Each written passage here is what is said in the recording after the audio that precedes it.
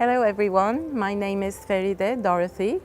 I'm from Istanbul, Turkey, and I'm a clinical psychologist. I decided to take a very open approach with metastatic breast cancer. I wanted to share it with people, which again was something new for me, because being a psychologist, usually I'm the secret keeper.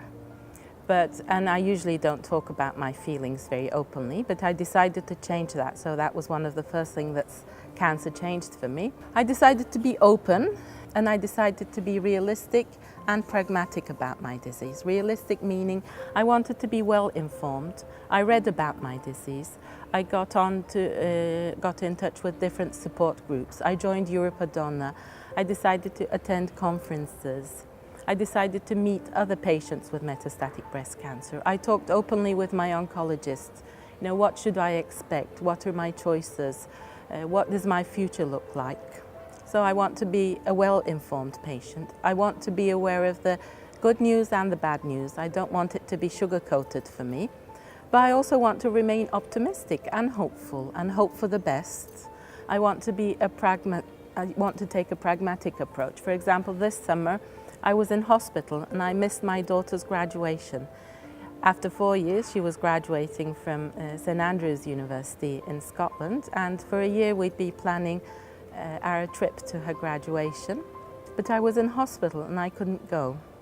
I was very saddened by this, deeply saddened that I couldn't go, but also deeply grateful that I was alive and I was still living and I still could share this moment with her.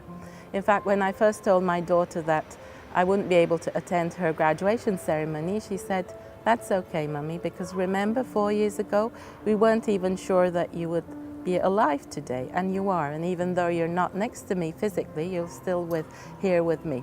So I couldn't go to the graduation ceremony, but what I did instead was, I dressed up in hospital. I put on my best pajamas. I made myself a nice cup of tea. I opened my computer and they were live streaming the graduation ceremony, and I watched it from the hospital, and I was equally touched and I applauded and I shared that moment even from a distance. I realized that metastatic breast cancer can be a lonely place because many of us are very afraid to deal with bad news. We don't have the skills, the coping skills. We don't know what to say to someone who has metastatic breast cancer.